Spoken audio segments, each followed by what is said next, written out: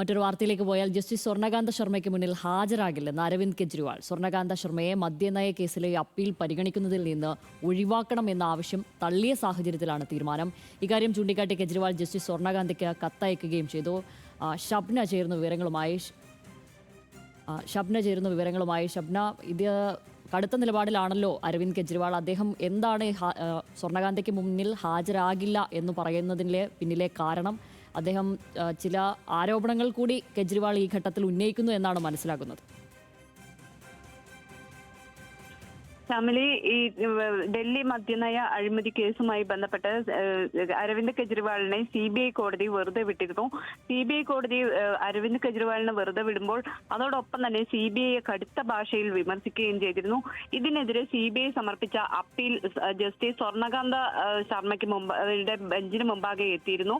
ഈ അപ്പീൽ എത്തിയ വേളയിൽ തന്നെ ഈ ജഡ്ജ് അരവിന്ദ് കെജ്രിവാളിനെതിരെ രൂക്ഷമായ ഭാഷയിൽ അഭിപ്രായ പ്രകടനം നടത്തി എന്നതാണ്. അതായത് ആദ്യഘട്ടത്തിൽ തന്നെ ഇത്തരത്തിൽ എതിരായി അഭിപ്രായ പ്രകടനം നടത്തി എന്ന് ചൂണ്ടിക്കാണിച്ച് അരവിന്ദ് കെജ്രിവാൾ രംഗത്തെത്തുകയും തുടർന്ന് ഈ കേസിൽ നിന്ന് ജസ്റ്റിസ് സ്വർണ്ണകാന്ത ശർമ്മയെ ഒഴിവാക്കണം എന്നാവശ്യപ്പെടുകയും ചെയ്തു. അതേ ബെഞ്ചിന് മുമ്പാകെ തന്നെ ഇത്തരത്തിലൊരു അപേക്ഷ നൽകി. പക്ഷേ ഈ കോടതി ഈ അപേക്ഷ തള്ളിയിരുന്നു.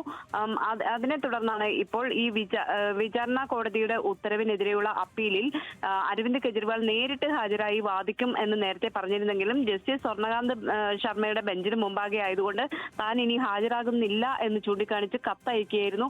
സുപ്രീം കോടതിയെ സമീപിക്കും എന്ന് അരവിന്ദ് കെജ്രിവാൾ പറയുന്നുണ്ട്.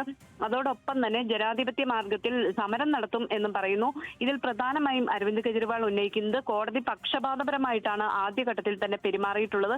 കൂടാതെ CBIക്ക് വേണ്ടി ഹാജരാകുന്ന കേന്ദ്ര സർക്കാർ അഭിഭാഷകന്റെ ഓഫീസിലാണ് ജസ്റ്റിസ് സ്വർണ്ണകാന്ത ശർമ്മയുടെ മക്കൾ ജോലി നോക്കുന്നത്.